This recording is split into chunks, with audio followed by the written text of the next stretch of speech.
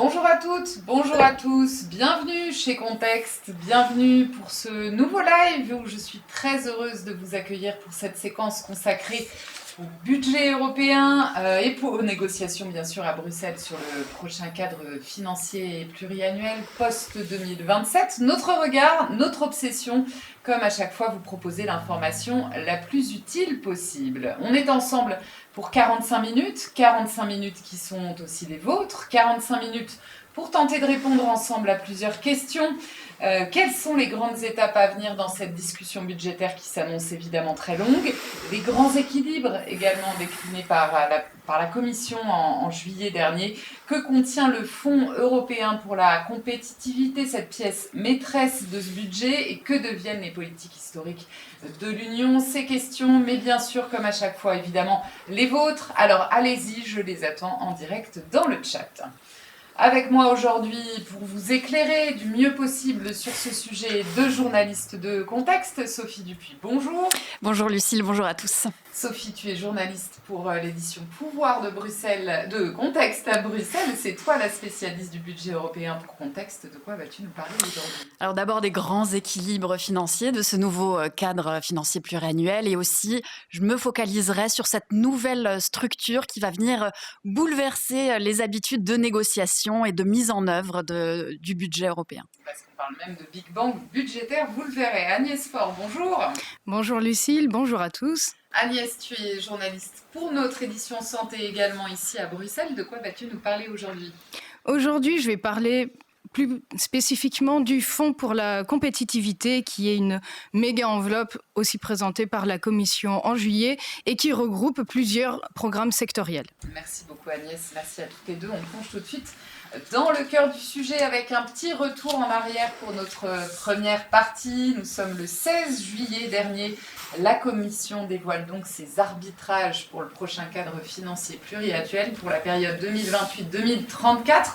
On ne va pas se mentir, c'est un peu le festival de Cannes pour Contexte. Elle propose donc une enveloppe totale d'environ 2000 milliards d'euros, un tout petit peu moins. Elle propose aussi de tailler dans la politique agricole commune et les fonds de cohésion, mais aussi et surtout de revoir de fond en comble cette structure, la structure de cet ensemble budgétaire.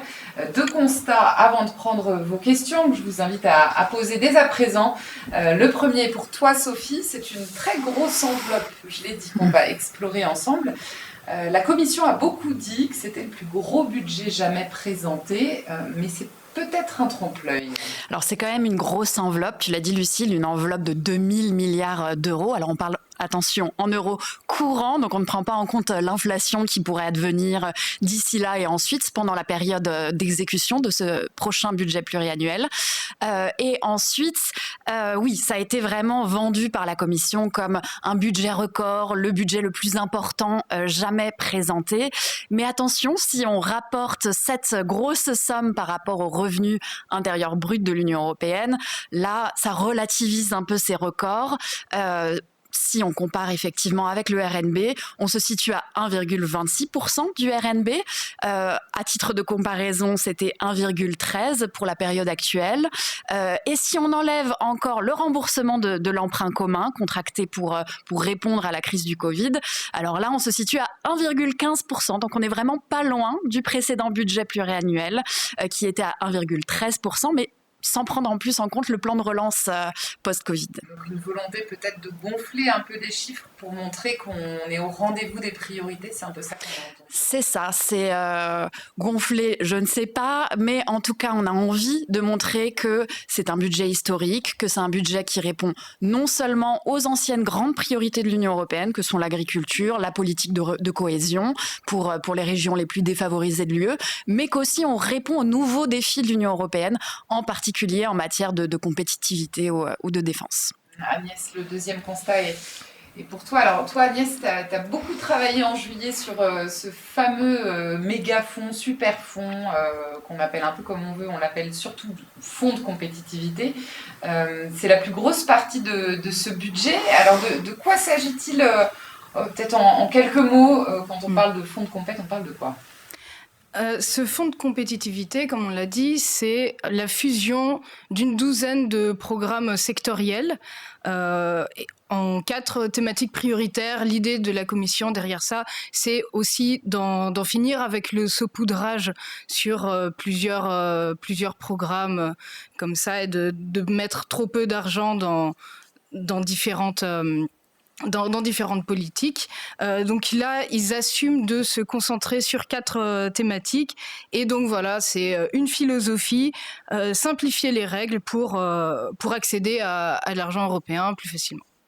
Donc on a une sorte de gros pot commun et qui regroupe notamment des fonds dédiés à la santé que tu connais bien. Voilà, la principale enveloppe pour la santé notamment, mais sinon sur la défense, l'espace, la souveraineté numérique ou la décarbonation.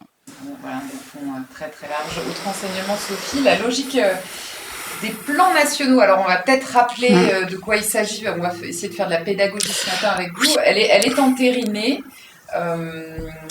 Et ça, pour le coup, c'est aussi une nouveauté. Oui, c'est une nouveauté, c'est plus technique et plus compliqué peut-être à comprendre que les grands équilibres en matière de chiffres, mais c'est aussi essentiel. Donc c'était la logique qui prévalait déjà pour le plan de relance post-Covid. Donc c'est une logique de plans nationaux. On se retrouve avec une grosse enveloppe, je regarde, de 865 milliards d'euros qui va ensuite être dispatchée, répartie en 27 enveloppes, une par État membre, et chaque État membre va se retrouver ensuite à négocier avec la Commission pour se mettre d'accord sur comment on dépense les fonds européens en accord avec les objectifs politiques fixés par la Commission européenne. Donc est-ce que, si je résume à gros traits, c'est de l'argent, oui, mais contre une feuille de route qui est très claire et très engageante pour les États? Oui, et qui est cadrée en partenariat entre les États. Une part qui sera laissée également aux régions, même si ça inquiète beaucoup les régions de savoir vraiment quelle place leur sera faite, et la Commission européenne qui a vraiment un contrôle plus important de cette manière.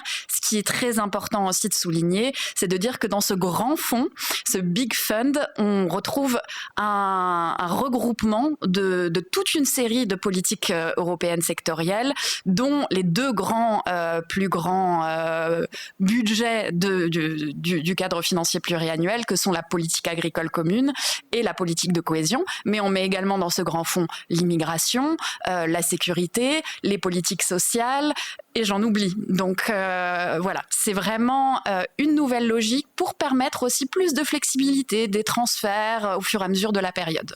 Être un petit peu plus agile, c'est ce qu'on a beaucoup entendu. Alors, je vais commencer à prendre vos questions. Merci de les poser en direct. Question d'Edouard, qui nous interroge. Une des analyses critiques récurrentes sur ce nouveau MFF dénonce, je cite, une renationalisation des politiques communautaires. Est-ce que c'est le cas? Est-ce que c'est possible, si c'est le cas, de l'illustrer un peu plus précisément? Alors toi qui connais bien cette architecture budgétaire, je me tourne naturellement vers toi, Sophie.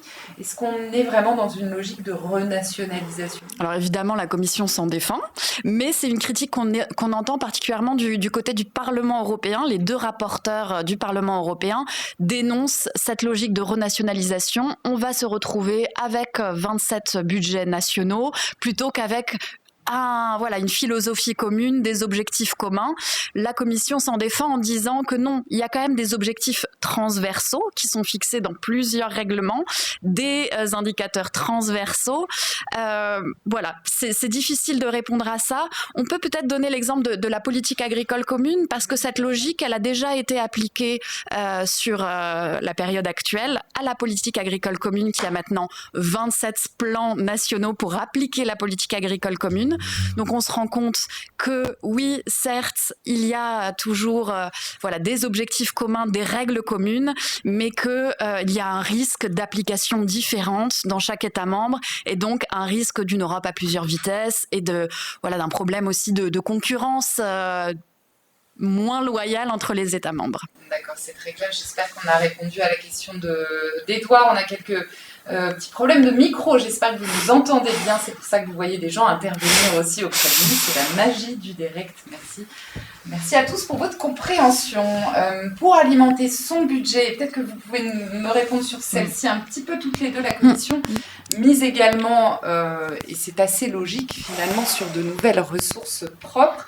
J'ai envie de vous demander deux choses. Déjà, de quelles ressources propres s'agit-il ? De quoi parle-t-on peut-être aussi quand on parle de ressources propres ? Pour ceux qui vraiment débuteraient sur la question du budget européen, ça peut toujours être intéressant.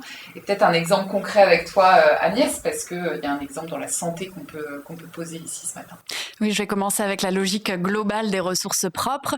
Donc là, c'est vraiment le volet recettes. Comment on finance ce nouveau budget à 2000 milliards d'euros ? Et donc, comme la Commission, elle promet de ne pas augmenter le volume global des contributions nationales, ça veut dire ce que chaque État met dans le pot commun, ce que chaque État dépense pour financer le budget européen. Si on n'augmente pas les contributions nationales, dans ce cas-là, il faut trouver des nouvelles recettes. Et donc, c'est là que les ressources propres interviennent. C'est un débat extrêmement sensible parce qu'il nécessite l'unanimité des États. Il y a toujours un État pour trouver quelque chose à redire dans une nouvelle ressource. Et donc là, la Commission vient avec un nouveau paquet. Dans ce nouveau paquet, il y a par exemple un prélèvement, un forfait annuel sur les plus grandes entreprises de l'Union européenne, ce qui va être très compliqué à faire passer. Il y a aussi une nouvelle taxe sur les déchets électroniques, sur le modèle de la taxe sur les déchets plastiques qui existe déjà. Et là, c'est là que je vais passer le flambeau à Agnès, une taxe sur le tabac. Oui, voilà, donc donner un exemple un petit peu plus concret, une des propositions de la Commission, c'est de ponctionner en fait une partie des taxes que touchent les États membres sur les produits du tabac, et donc d'avoir un pourcentage qui serait reversé du coup au budget de l'Union, en sachant que le même jour, en toute discrétion, la Commission a aussi proposé une révision de sa directive sur la taxation des produits du tabac pour en fait en élargir l'assiette, pour intégrer de nouveaux produits et donc mécaniquement qui ferait aussi augmenter la contribution. Pareil, ce ne sera pas une mince affaire non plus parce que les sujets de fiscalité sont décidés à l'unanimité entre les États, donc ça va être un débat très, très ardu. Merci beaucoup Agnès. Alors on a pas mal de questions qui nous arrivent sur un thème qu'on a commencé à esquisser, la politique de cohésion. Louise notamment nous demande, alors que celle-ci a été fusionnée dans le fonds et risque d'être absorbée par la PAC dans certains États membres, et vu... Alors attendez, je reprends, excusez-moi. Peut-on encore parler justement de politique de cohésion alors qu'elle risque d'être fusionnée dans ce fonds et risque d'être absorbée par la PAC dans certains États membres, et vu que seul un fléchage pour les régions moins développé est prévu. C'est quelque chose qu'on a adressé notamment dans un article qui est signé Isabelle Smet et Pierre Engrand Ben Abdallah, un partenariat vraiment très Paris-Bruxelles, très contexte sur ce point. On va vous partager le lien de cet article dans quelques minutes dans le chat, mais peut-être qu'on peut donner quelques éléments de réponse, Sophie, sur cette base. Ouais, c'est une très bonne question parce que c'est une inquiétude forte. Il y a effectivement ce risque. Après, la politique de cohésion s'en sort peut-être pas aussi mal que prévu à l'origine, parce que effectivement, comme a signalé cette lectrice, oui, c'est ça, Louise. Il y a quand même une enveloppe qui a été réservée pour les régions les plus défavorisées. Donc déjà, ça sécurise une partie de la politique de cohésion, mais simplement une part. Sur le reste, effectivement, comme la Commission, par exemple, sur le second pilier de la PAC, donc tout ce qui est le développement rural, le développement agricole, et pas les paiements directs aux agriculteurs, elle propose aux États de piocher dans ce grand fonds, et pourquoi pas dans des fonds qui pourraient revenir plutôt à la politique de cohésion. Donc ça, c'est sûr que le risque existe, c'est sûr qu'il y a une inquiétude très forte sur ce sujet, et qu'il y a eu des arbitrages vraiment de dernière minute pour obtenir cette enveloppe dédiée aux régions les plus défavorisées, mais que la logique globale, en termes financiers en tout cas, est plus compliqué. Et Yves nous demande également nous interroge également là-dessus sur ces montants, en nous disant Raffaele Fitto, donc le commissaire italien, pour ceux qui nous rattrapent, a assuré que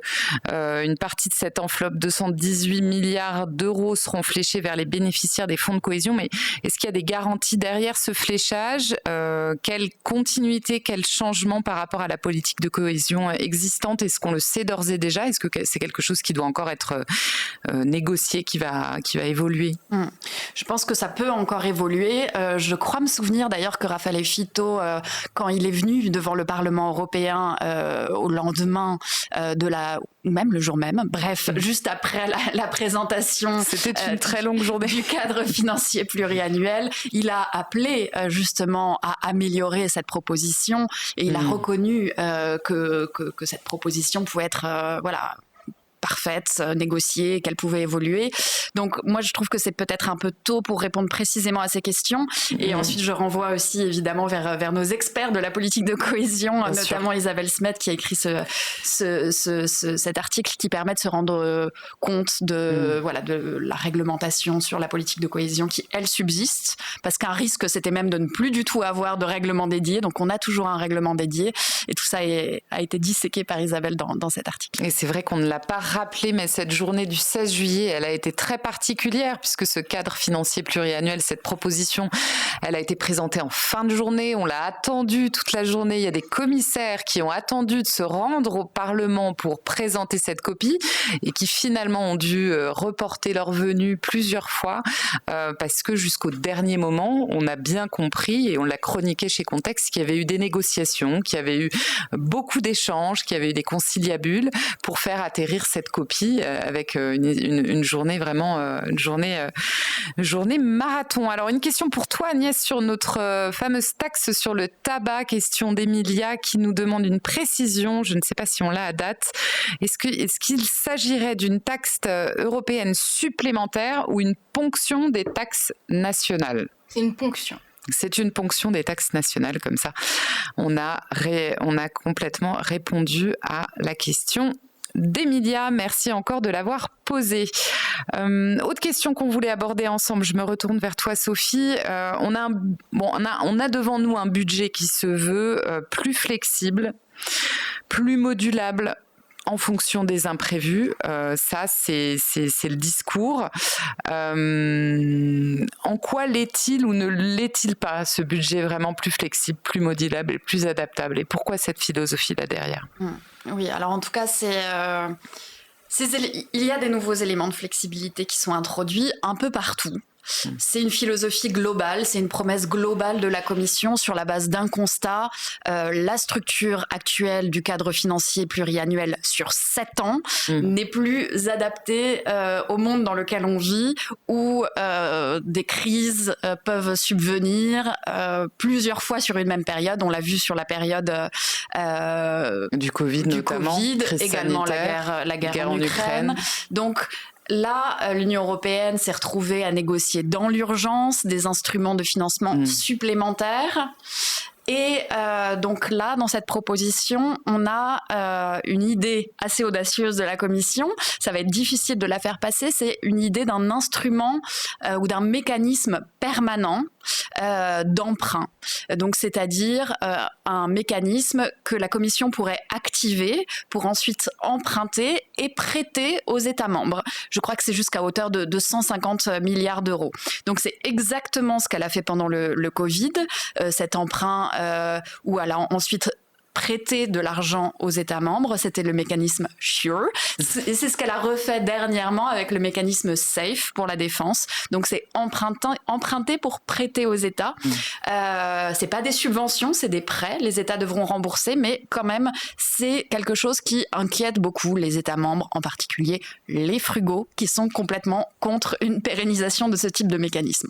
Et ensuite, il faut quand même signaler et souligner que il y a davantage de flexibilité. Le refrain de la Commission, c'est de dire les anciens CFP, les anciens cadres financiers pluriannuels voyaient 90% des fonds alloués dès le début de la période. Là, par exemple, dans les plans nationaux, on met une marge de manœuvre, une partie des fonds qui sont alloués aux États, qui doivent être comme ça réservés, mis de côté pour être sollicités en cas d'urgence au fur et à mesure, pour s'adapter aux priorités politiques qui s'imposeront et qu'on ne peut pas anticiper maintenant. Alors, autre constat, alors on a déjà abordé la question de la politique de cohésion, mais c'est compliqué de parler de MFF, de CFP sans parler de la PAC, évidemment, que Sophie, tu connais aussi parce que tu as couvert le précédent cycle de négociations. Ça remonte un peu, mais c'est encore très frais dans ton esprit.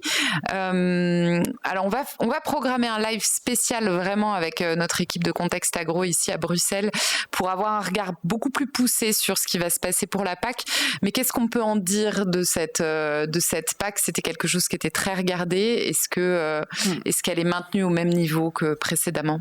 Oui, c'est sûr. C'est que plusieurs personnes m'avaient dit c'est la première chose que je regarderais dans les propositions de la Commission une fois qu'elle serait sortie. Sûrement des lecteurs de Contexte Agro. Voilà, exactement. Et donc, la grande question, c'était déjà, est-ce que la PAC sera introduite dans ce grand fonds? Est-ce qu'elle risquerait d'être diluée dans un grand fonds où on autoriserait des transferts d'un programme vers l'autre? Donc, la réponse, c'est que oui, elle est introduite, la politique agricole commune fera bien partie de ce grand fonds, mais il y a des garanties. Il y a un budget sécurisé pour la politique agricole commune d'environ 300 milliards d'euros. Alors après, la Commission se défend d'une baisse, mais en disant que justement c'est un minimum, que si les États veulent, ils pourront piocher dans leur grand fonds pour compléter cette somme-là.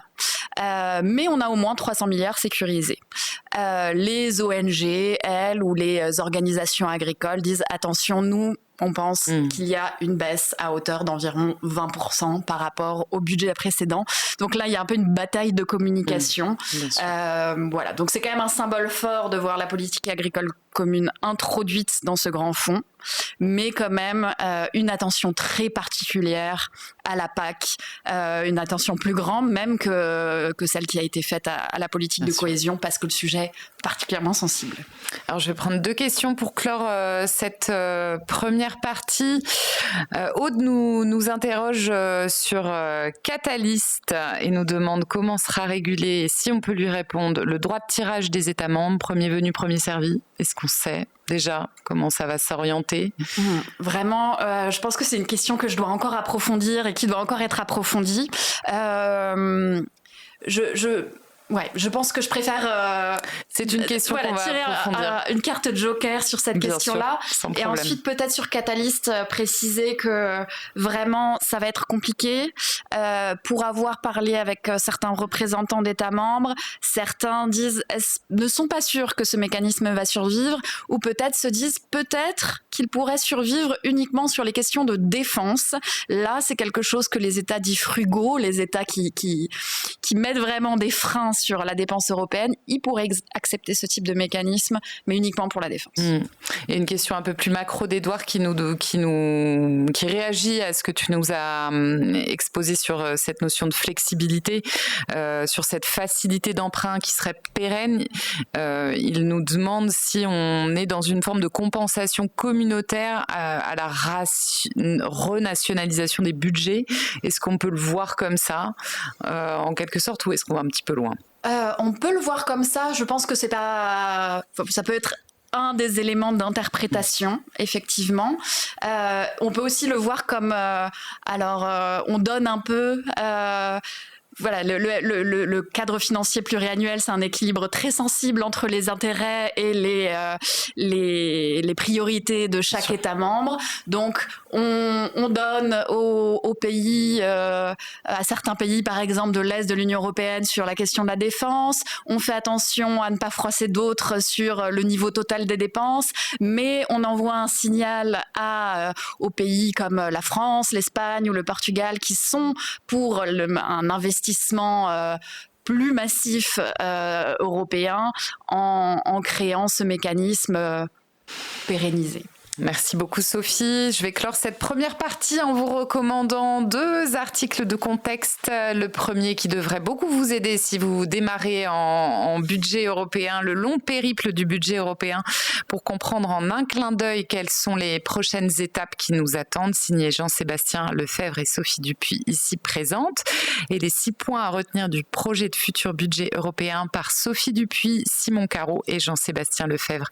Également, les liens vous sont partagés en ce moment en direct dans le chat. On passe à notre deuxième partie, sobrement baptisée un budget au service de la compétitivité. On va le voir ensemble. La compétitivité, c'est définitivement le mantra du second mandat d'Ursula von der Leyen. Il s'incarne dans ce méga-fonds doté de 410 milliards d'euros. Objectif, remettre l'économie européenne sur les rails face à la concurrence, vous vous en doutez, assez dure que nous livrent la Chine et les États-Unis. Plusieurs constats avant de prendre vos questions. Agnès, le premier, évidemment, pour toi. Alors, pour être compétitif, on a compris que dans la tête de la Commission, il fallait simplifier. Et c'est l'une vraiment des racines de ce fonds. Est-ce qu'on peut rentrer un peu plus dans le détail, à la fois sur les programmes sectoriels concernés et sur les priorités qui sont mises sur la table par la Commission ? Oui, tout à fait. Donc, comme je l'ai dit, l'idée c'était de fusionner 12 programmes sectoriels, donc dans différents secteurs comme voilà la santé, la souveraineté technologique, la défense, l'espace, la décarbonation, la transition propre. Et en fait, il y avait des programmes très spécifiques avec leurs règles à eux, leur niveau de financement, etc. Et donc là, on va fusionner. Donc, on garde quand même 4 priorités pour assumer qu'on va se concentrer sur ces secteurs-là, mais on va en fait simplifier. Donc, alors quelles sont peut-être ces 4 priorités ? Est-ce qu'on peut les nommer ? Comme j'ai dit, donc la première, ça va être la transition propre. Deuxième, défense, espace. Troisième, les biotechnologies et la santé. La quatrième, la souveraineté numérique. Mais voilà, comme ça, c'est plus lisible et voilà. Plusieurs fonds européens, plusieurs programmes auparavant répondaient à une même priorité, mais avaient des règles d'attribution différentes. Et donc, ça ajoutait de la complexité pour répondre à des appels d'offres, par exemple. Parce qu'il y a une volonté de réduire aussi les procédures administratives. C'est cette espèce de grande vague de simplification qu'on entend derrière ce grand fonds. Comment ça se matérialise un peu concrètement ? Est-ce qu'on le sait déjà ? Oui, il y a déjà des premières indications dans le règlement qui établit ce fonds pour la compétitivité. Alors, déjà, pour rassurer que tout ne va pas être non plus complètement disrupté, donc chaque priorité là, que j'ai nommée va quand même avoir un montant qui est préalloué sur 7 ans. Okay. Et il y aura quand même une partie qui servira de réserve en cas de coup dur ou qui permettra aussi de faire un effet de levier voilà, pour susciter aussi de l'investissement privé. Donc il y aura quand même une certaine garantie, mais ce sera sur 7 ans. La déclinaison ensuite sera vraiment dans les programmes de travail annuels.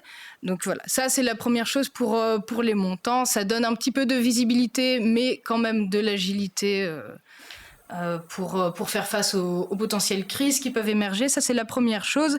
Et sinon, concrètement, en fait, au niveau administratif, donc voilà, c'est d'unifier les procédures qui pouvaient exister dans les 12 programmes existants. Donc par exemple, si vous avez un projet là qui est éligible à plusieurs enveloppes, au lieu de faire un dossier par programme, qui a chacune ses règles, est-ce qu'on peut avoir des subventions, est-ce qu'on peut avoir des prêts, quel est le niveau de cofinancement de l'UE. Voilà, l'idée c'est d'avoir une seule règle par programme et donc d'avoir moins de paperasse administrative et donc d'aller plus vite déjà en termes de permis.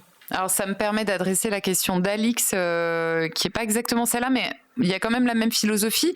Alix qui nous demandait il y a quelques minutes, est-ce qu'il existe des superpositions entre les enveloppes des plans nationaux et de la compétitivité? Comment l'UE en fait compte garantir vraiment un bon fléchage des investissements? Est-ce qu'on peut répondre à Alix sur ce point-là? Tu veux commencer? Ouais, je peux commencer à dire un mot par exemple sur la santé, parce que donc le principal fonds qui était consacré à la santé, EU for Health, il est pleinement intégré dans le fonds pour la compétitivité. Néanmoins, il y a des fonds qui sont disponibles pour la santé, justement, dans le cadre des plans nationaux. Donc, ça dépendra, d'une certaine manière, des projets. Oui, voilà, par exemple, pour la santé, dans le cadre des fonds du plan nationaux, il y aura des choses, ce sera plus sur les infrastructures, sur la construction d'hôpitaux, enfin, pour lutter contre les déserts médicaux, pour répondre à des problématiques peut-être un peu plus nationales. Voilà, et l'aspect peut-être plus industriel dans le fonds pour la compétitivité. Mais ça reste à la discrétion. Ça reste à éprouver dans le concret, dans le temps, dans les négociations. On le comprend bien. Merci beaucoup. Agnès, question qu'on avait prévu d'adresser également, que nous pose Léna sur le critère de préférence européenne, parce que c'est évidemment l'un des objets de ce nouveau fonds qui intègre donc un principe de préférence européenne. On va revenir d'ailleurs sur comment il a été introduit et voilà de quelle manière il existe aujourd'hui. Léna nous demande, est-ce qu'il s'appliquera à tous les projets financés dans le cadre de ce fonds ou est-ce réservé à des domaines stratégiques ?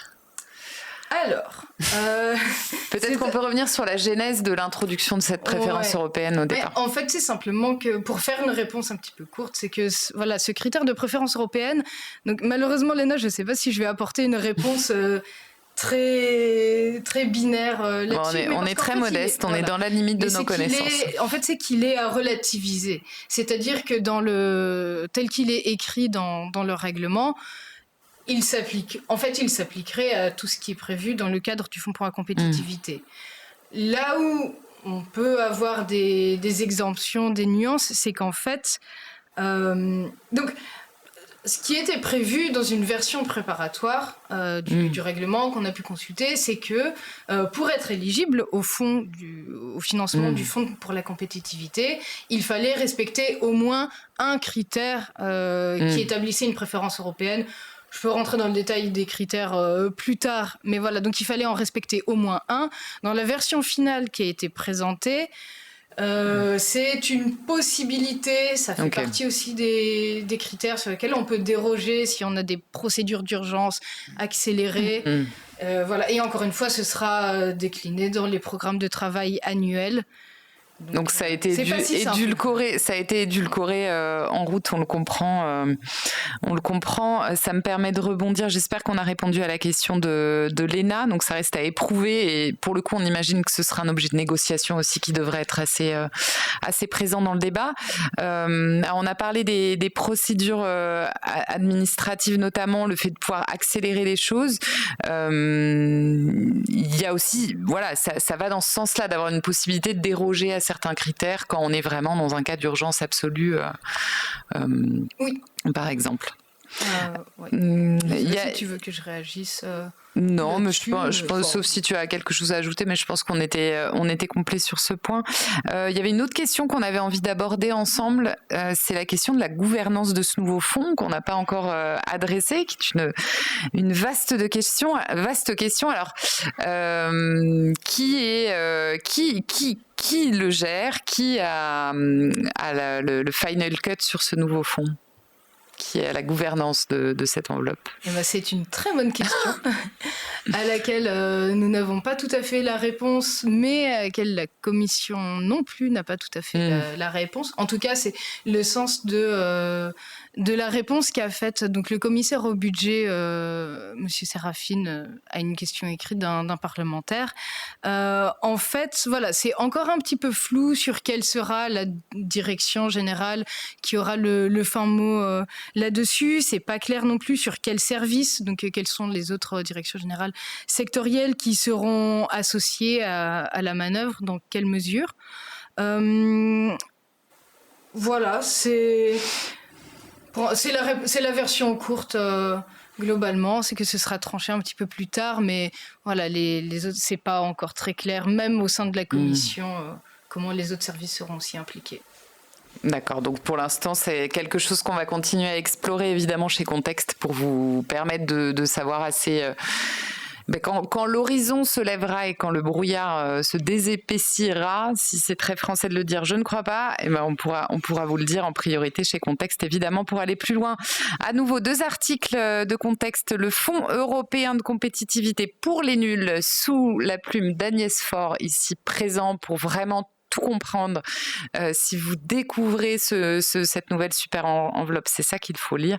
Et je vous reparle parce qu'il y a encore des questions sur la politique de cohésion. Donc, on va vous repartager cet article d'Isabelle Smet de Contexte Transport et de Pierre Engrand Ben Abdallah de Contexte Pouvoir à Paris. Quelle politique de cohésion après 2027 est-ce que cela implique pour la France, pour ceux qui nous écoutent de France notamment? C'est l'heure de passer à notre 3e partie. Et maintenant, les discussions, vous vous en doutez, ne font que commencer. Je l'ai dit en introduction, elles peuvent prendre jusqu'à 2 ans. Les États vont donc commencer par se pencher sur cette nouvelle structure complètement repensée. 2 constats à nouveau pour toi, Sophie. Au Conseil, l'ambition, c'est d'arriver à un premier compromis dès le mois de décembre. Est-ce que c'est réaliste? C'est la méthode, ou en tout cas l'ambition danoise, en tout cas. Le Danemark qui assure la présidence tournante du Conseil de l'Union européenne depuis juillet et jusqu'à décembre et qui veut vraiment avancer sur ce dossier. Donc l'ambition, c'est de mettre sur la table des chefs d'État et de gouvernement au Conseil européen de décembre une première, alors c'est ce qu'on appelle dans le jargon de la bulle européenne, une première négo-box, donc un premier document de négociation. C'est pas tout à fait un compromis, mais c'est un début de compromis. En tout cas, c'est des éléments de négociation posés noir sur blanc. Voilà, donc côté Conseil, avec cette forte impulsion du Danemark, ça va assez vite. Le travail a déjà commencé au niveau des experts. On a des groupes de travail, donc des réunions de travail technique qui ont lieu quasiment tous les jours. Okay. Donc voilà, des groupes de travail déjà très structurés, donc ça va vite. Et on se concentre sur la structure, on en a beaucoup parlé même pendant ce live, parce qu'en fait sur les chiffres, ça va pas être très très simple, notamment, tu l'as évoqué très rapidement, mais pour faire avaler l'addition à ce qu'on appelle les frugaux. Oui, pour les chiffres, ça viendra vraiment à la toute fin des négociations. De même que la question des nouvelles ressources propres, c'est tellement sensible qu'on s'attend plutôt à ce que ce soit négocié, dealé en toute fin de négociation. Sur les chiffres, c'est effectivement quelque chose qui va être très compliqué. On a plusieurs frugaux qui, sans surprise, sont déjà sortis du bois dès le moment de la proposition le 16 juillet ou quelques jours après. Plusieurs pays dits frugaux ont déjà réagi. C'est pas une grande surprise, comme par exemple la Suède avait d'emblée dit, alors pour nous ça devrait être 1% du RNB, mais maximum, tout en incluant le remboursement de la dette là-dedans.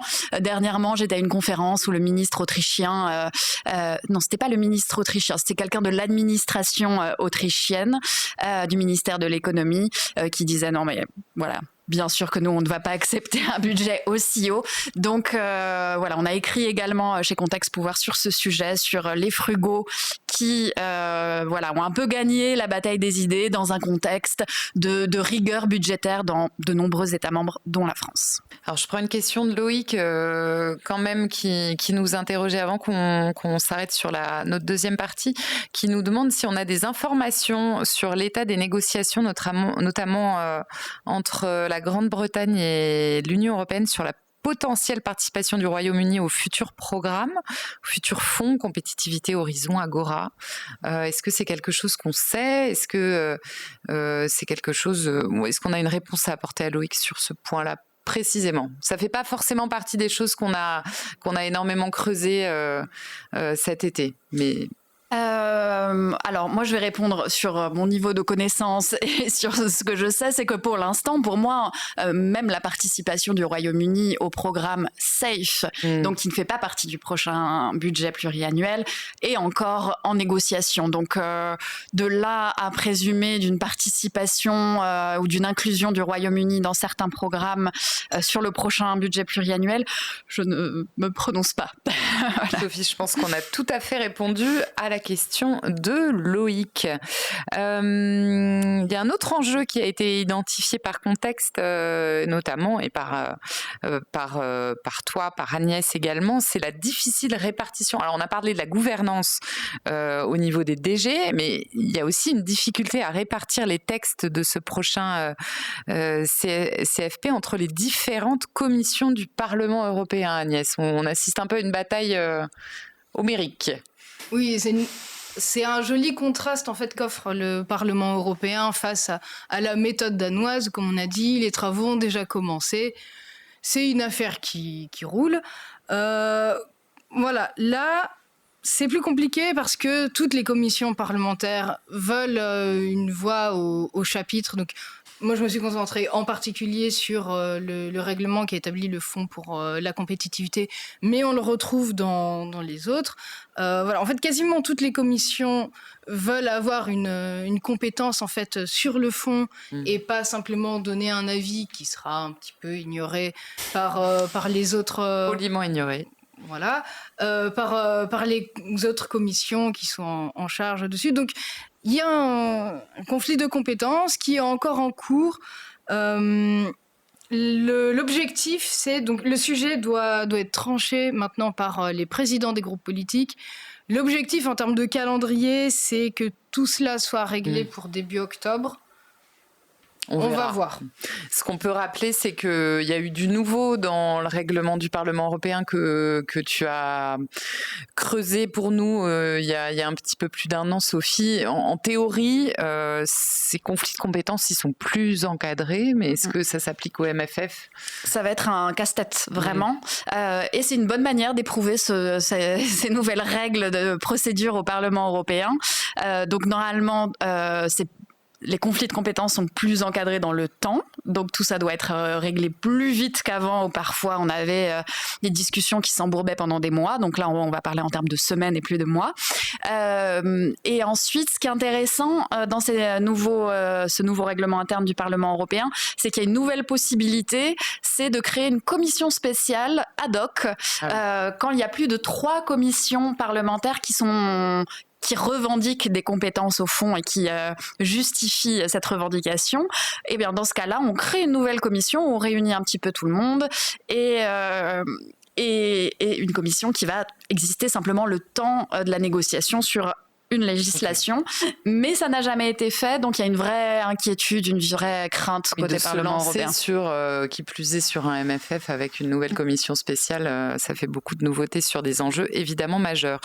Alors, autre question sur ce qui va se passer maintenant, est-ce que cette copie peut renforcer le rôle du Conseil et du Parlement ? Il y en a beaucoup qui, en tout cas côté Parlement, le demandaient. Est-ce que c'est le cas, Sophie ? C'est la grande frustration du Parlement européen sur le cadre financier pluriannuel, c'est de ne se prononcer qu'à la toute fin des négociations sur les grands chiffres. Le Parlement n'a le choix que d'accepter ou de refuser ce qu'ont négocié les 27 États membres à l'unanimité. Donc, c'est très difficile de rejeter un accord qui a été si difficile à obtenir en général. Là, ce qui est intéressant, c'est que sur ce cadre financier pluriannuel, on a vraiment des changements très profonds en termes de structure. Et là, le Parlement s'exprime au même titre que le Conseil sur les règlements, par exemple, sur les plans nationaux, les plans de partenariat nationaux et régionaux. Et on voit que le Parlement tente vraiment de se saisir de ce pouvoir-là. Par exemple, le rapporteur du Parlement européen menace de rejeter ce règlement complètement. Donc, est-ce que c'est une vraie menace ? Qu'est-ce qui arriverait dans ce cas-là ? Vraiment, tout le monde se pose la question. Voilà. Après, il y a une autre question qui est plus celle de l'équilibre interinstitutionnel dans le nouveau cadre financier pluriannuel, avec une grande promesse de la Commission que toute cette nouvelle flexibilité qu'elle introduit dans le budget pluriannuel, qui pourrait renforcer la procédure budgétaire annuelle qui, elle, est décidée par le Parlement et par le Conseil. Donc là, il y a une promesse d'un budget le plus démocratique jamais présenté. Le Parlement est très sceptique. On attend de voir également. Et puis une dernière question qu'on voulait quand même vous adresser. Il y a une personne qui est intéressante à connaître derrière cette copie. Elle est française. Il se trouve qu'elle est française, donc on en parle et qu'on s'intéresse à elle. Elle s'appelle Stéphanie Rizzo. Sophie, qui est cette femme, alors un peu de l'ombre quand même pour ceux qui ne connaissent pas précisément ces sujets-là, mais qui est pourtant un rouage essentiel. Oui, peut-être femme de l'ombre pour le grand public. Voilà. Et encore, elle incarne quand même beaucoup cette proposition de cadre financier pluriannuel. On la voit très active sur les réseaux sociaux. Donc pour une haute fonctionnaire, elle est quand même assez visible. Elle incarne beaucoup la proposition de la Commission. Et effectivement, c'est elle, l'une des principales architectes de cette nouvelle proposition, de cette structure très audacieuse. C'est une Française, mais surtout une Européenne qui a une longue carrière derrière elle dans l'administration européenne, qui était aussi au cabinet d'Ursula von der Leyen pendant la crise du Covid. Et c'est elle aussi qui, à l'époque, a été l'architecte, à l'époque, du plan de relance qui inaugurait cette nouvelle formule de fonds européens distribués via des plans nationaux. Donc voilà, de connaître le parcours de Stéphanie Rizzo permet aussi de comprendre la logique du prochain budget pluriannuel. Ensuite, c'est une femme assez impressionnante, avec beaucoup d'énergie, qui incarne beaucoup ce budget, qui le défend. Il faudra voir si ce sera suffisant pour convaincre les États membres et le Parlement. Merci beaucoup Sophie. Et voilà, il est déjà 11h45. C'est la fin de ce live spécial consacré au budget européen. Merci encore pour votre fidélité. Merci à Sophie et Agnès pour leurs éclairages, à Samuel et Yanis pour la modération, à Nicolas Kefelec et Frédéric Dubosc pour le design de notre beau décor. Dites-nous ce que vous avez pensé de ce format. Surtout, vous allez recevoir un questionnaire de satisfaction dans 1 minute. N'hésitez pas à le remplir, ça nous aide vraiment à améliorer nos contenus. Pour aller plus loin, évidemment, je vous invite à vous promener sur contexte.com et à vous plonger plus précisément dans les briefings de nos éditions Pouvoir et Santé. On se retrouve très bientôt pour un nouveau live. Merci encore pour votre fidélité.